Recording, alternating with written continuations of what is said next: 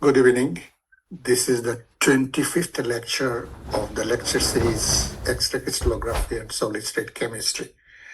And these slides we discussed a little bit in the last lecture, that is 24th lecture. And there I showed how zinc blend structure could be described. And you see, here we said cubic closed spect. We describe it. You remember we can describe it in many ways. One is that describing the unit cell, another is describing how closed specking is going on, and then other is how polyhedra, space filling polyhedra.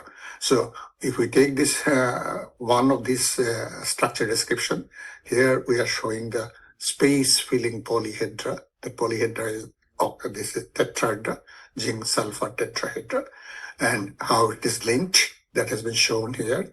And then we see that here we are showing it the close specking arrangement. It's if these polyhedras are A, and then the polyhedra here is B, and then this one is C. So the schematic one becomes ABC, ABC in extension, three-dimensional extension. And that is the closed spec anion layers, that is sulfide layers in the plane 1, 1, 1, and it's more extensively shown in this figure. And here we show it the unit cell of the zinc blend, that means sphalerite, and which is chemical composition zinc sulfide. So that how is the unit cell, and that how is the polyhedral linking, and that how is, you can say, the close spectral structure.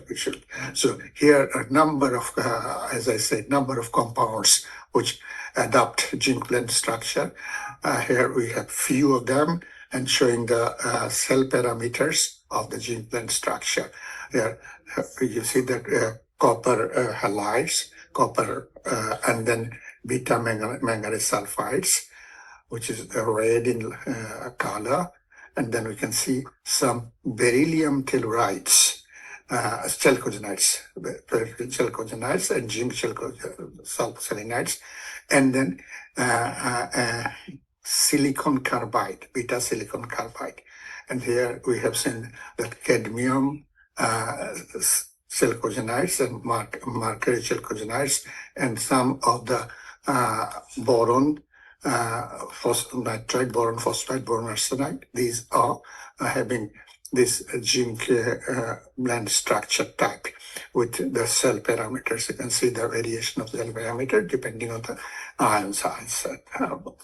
And here we can show also the zinc blend structure, which is a diamond structure, also named as diamond structure, which is a zinc blend type of structure. Okay, and the next one is the antifluoride structure. This is we are talking about cubic closed specking or cubic closed spec structure of families, and we took this family. That means we said rock salt, then we zinc blend, and then also antifluoride structure, and these are all cubic closed spec arrangement, filling the tetrahedral sides depending on the type of structure. And then you can see here again we show the arrangement of calcium fluoride structure or antifluoride structure. That's what is the antifluoride structure. Here we see the arrangement of anion here. This is anion here, and then there is octahedral coordination. Octahedral coordination, that's what has been shown here. And we talked about the ratio of cation and anion 2:1, and then antifluoride structure, cation coordination is 4, the anion coordination must be 8 then. That's what has been shown here. And here we show the antifluoride structure, that is sodium oxide, showing the unit cell, and in terms of sodium tetrahedra, and also the B, this one is oxygen sodium cubes, which are linked together. That is what we call space filling polyhedra. And now we show we see some compounds of fluoride and antifluoride structure. Here we can see the sample, but what we see the group 2 elements is halides, cadmium fluorides, and then structure of cation having 4 charge, oxygen state 4. Here, beryllium, lead, cerium, promethium, thorium, uranium structures. And here we see that antifluoride structure, which is alkali metal selenides, chalcodenides, so selenides, not only chalcodenides, sulfides, selenides, tellurides, these are all chalcodenides, sodium oxide and sulfides, and then also here potassium chalcodenides, rubidium oxide, sulfides, etc. These are the structure, which is here it is fluoride structure and it's antifluoride structure. So we take the next one, you see. Here we are coming back again to the closed spec structure and saying that we did discuss with the cubic closed spec structure and its void size, and that what we classified as a series of compounds with this cubic closed spec structure. But then we take the analog of hexagonal closed spec structure and see how we form, describe the structure and get the family of compounds crystallizing of those structure. One thing you see that here we say Woodside, it's a polymorphs of zinc zinc sulfide. We are talking about sphalerite, which is and then another polymorph of zinc sulfide is Woodside. So if we take this Woodside and nickel arsenide, they are having a anion packing, is hexagonal closed packing. The unit cell is shown here. It is less visualized in hexagonal closed packing compared to cubic closed packing because of the unit cell size and also because of this angle gamma, which is equal to 120 degrees. So we do not see as easily we have seen in the cubic closed spec structure. But then there is another thing we have to remember, that no hexagonal equivalent of the fluoride or antifluoride structure forms. We remember we had cubic closed packing, that's rock salt, then zinc sulfides, and fluoride, antifluoride. But here you see that we can see the nickel arsenide, like compared to rock salt, and analog of rock salt, and then Woodside, and another analog of zinc sulfide. We can see this, and only that how the interstitial sites are filled. If we take Woodside, one of the tetrahedral sites, either T plus or T minus, is occupied, rest T minus or T plus or octahedral sites are empty. In nickel arsenide, octahedral sites are occupied, tetrahedral sites are empty. So this is this hexagonal closed packing, which we can compare with the cubic closed packing sphalerite and rock salt type of structure if we compare like this. But we don't see any comparison with the hexagonal equivalent of fluoride and antifluoride structure. What the Woodside and nickel arsenide have hexagonal symmetry, as I said first, hexagonal symmetry. Unit cell, we see the unit cell here, you see. And then we can also see visualize the closed packing here. You see the closed packing projection down the C-axis. We show the closed packing here, and then we will see that it is a repetition of AB, AB, A, AB, and stacking arrangement like this.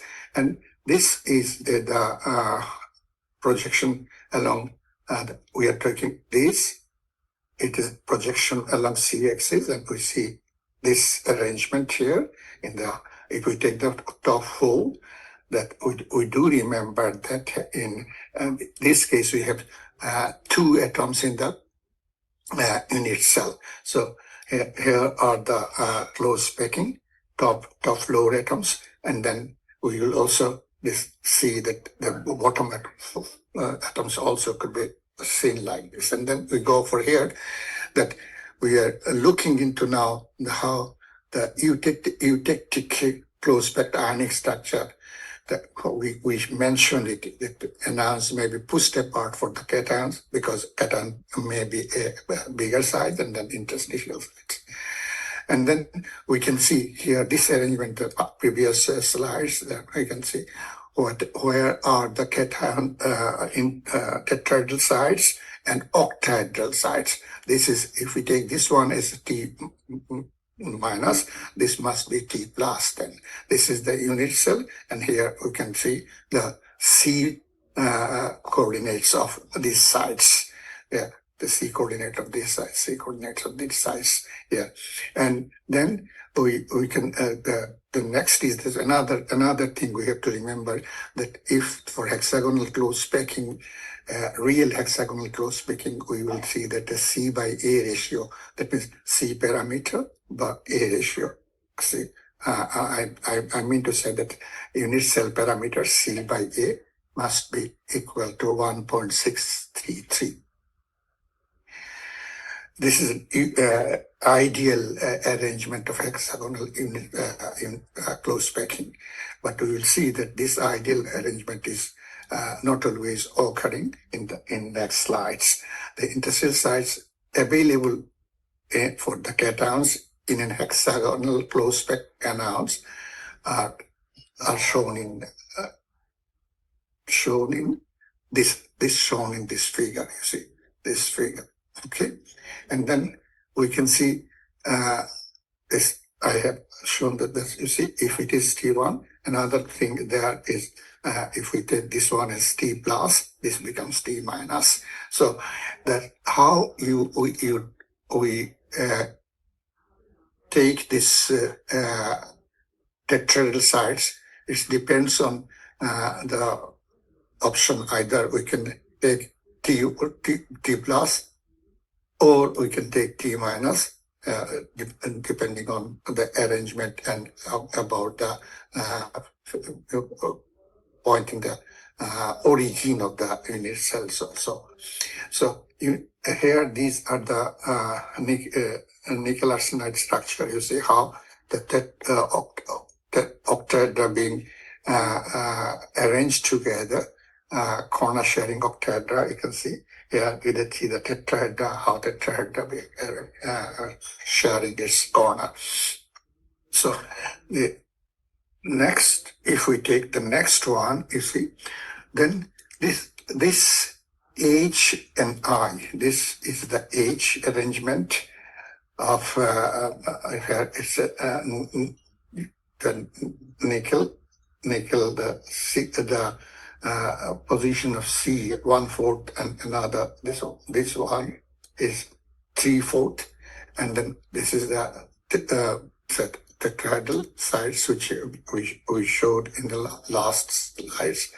Okay, and if we take T minus side occurs along the CH and the cell height is 3 by 8 above the anion at the origin, then this T minus site is coordinated with 3 anions at C is equal to half and 1 anion at corner, C is equal to 0. If such tetrahedra is formed, we say that the tetra is pointing downwards. Well, another thing we have to see, there is if we go to the examples of Hussain structure, here is an example of the structure, and this letter represents the fractional C values of cell parameter, you see. So here we can see that this is the C parameter. If we take this, should be ideally it should be 3.75, but it varies from 3.4 to 3.85. This is 3.4. This fractional value of C here is mentioned. Here is another one, fractional value of C. Here is another 3.85, 3.65. So we can see that a variation of the from ideal position at 3.4 to 0.385.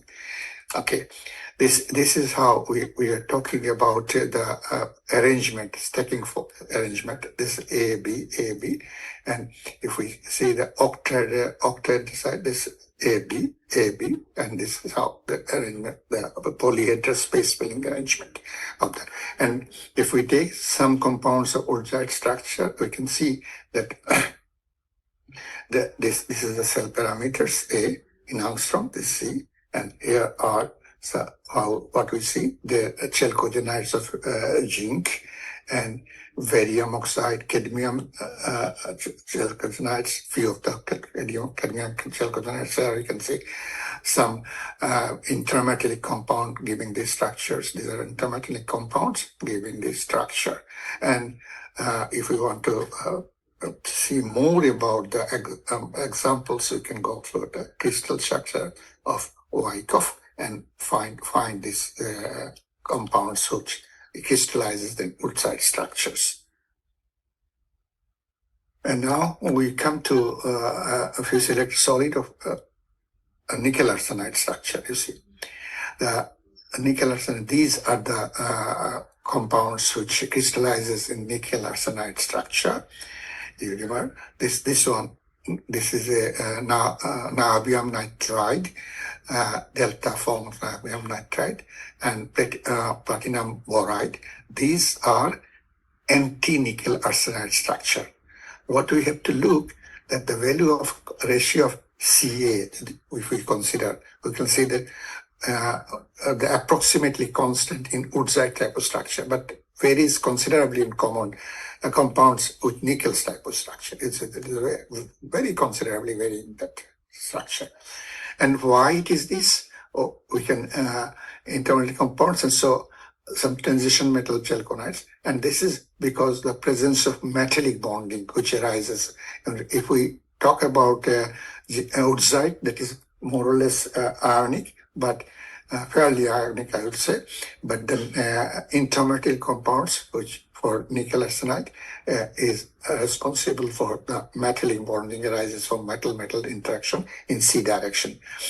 The environment of nickel and arsenic may also cause the Ca variation of Ca ratio. Well, if we see the surroundings of arsenic, we can see that 6 nickel is tetragonal prism at a distance of 707 A value, and 12 arsenic and hexagonal close packing arrangement at a distance of A. If we take nickel, is surrounded by 6 arsenic octahedrally and 2 nickel linearly parallel to C, and 6 nickel hexagonally in AB plane at a distance A. So these, now we have to talk a little bit about calculation of interatomic distance in some simple structure. Simple structure, what we mean that we have discussed the structure rock salt, zinc blend, fluoride, and then now we have finished discussing Ulzite, nickel arsenide, and we can see, we can calculate the distance between cation anion, and then anion and cation distance. How we can see the arrangement in the structure and then find out the number of such distance. So this is the, if we see rock salt structure, then see that number of such distances is not, sodium chloride distance is 6, and then magnitude become, what is magnitude? The distance between sodium and chloride becomes say 0.5 A, that means cell parameter A, Armstrong. So this is how we can go. This is surrounded by 12, is it not? 1 chlorine is surrounded by 12 niobium chlorine, and then the distance becomes this 0.707 A. And similarly, if we go for zinc blend, that tetrahedral and then is coordination 12, and then Jing 5, and we see you can calculate this distance between the interatomic distances here at the fluoride and urzite. But please note that this urzite and nickel arsenide, as we said, that is very little bit than that of ideal 1.663. Is it 1.663? You can see. Yeah.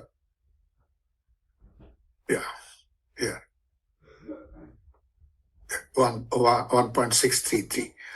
So that it varies a little bit. So occasionally we may not get exactly this formula that what we are talking now. It may distort a little bit, and that's what this urzite and nickel arsenide have in this position. We can next slide. We can go for another very important structure type. We call it cesium chloride structure type compounds.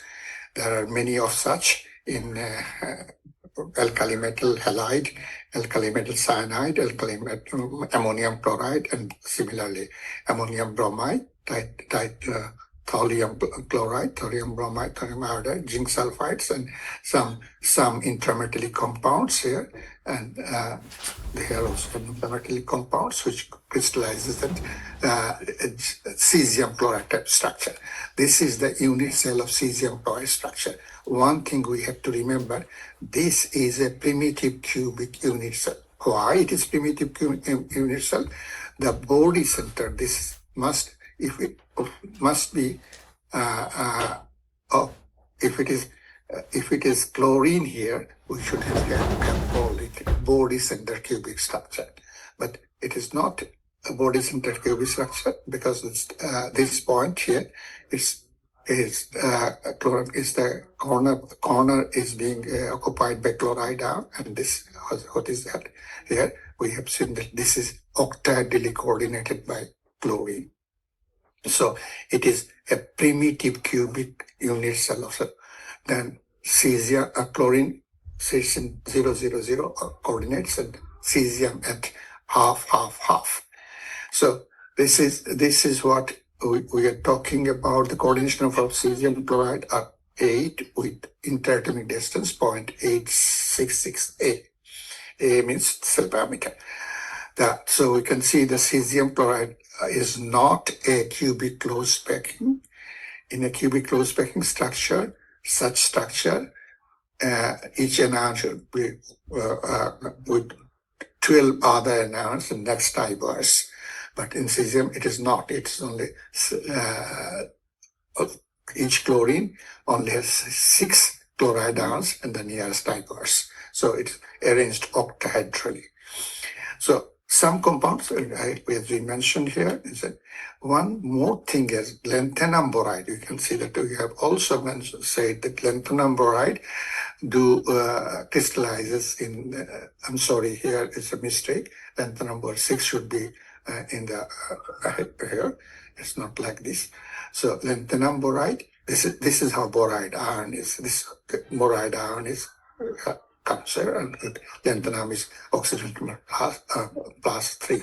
So as also cesium chloride structure, which chloride is replaced by this octahedral cluster of boride ions.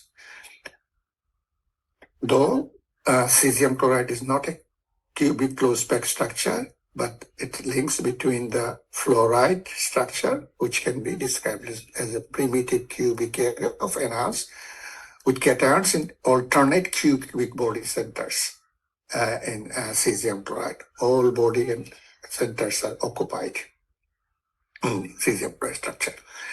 Okay, then we would talk about a more important, very important structure type, which is called perovskite. If I say like this, the perovskite we can talk about this structure type. There are so many hundreds of compounds crystallized with perovskite structure in different arrangement, different distortion, etc.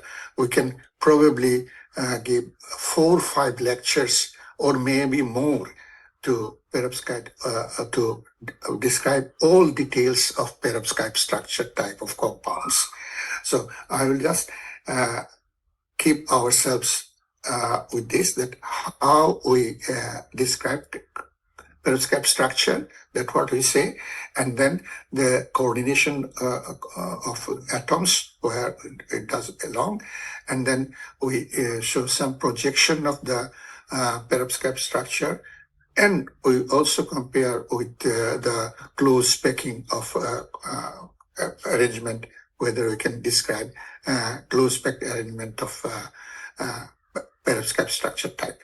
So perovskite generally what it is, its formula is ABX3. ABX3. What is AB? A and B are cation.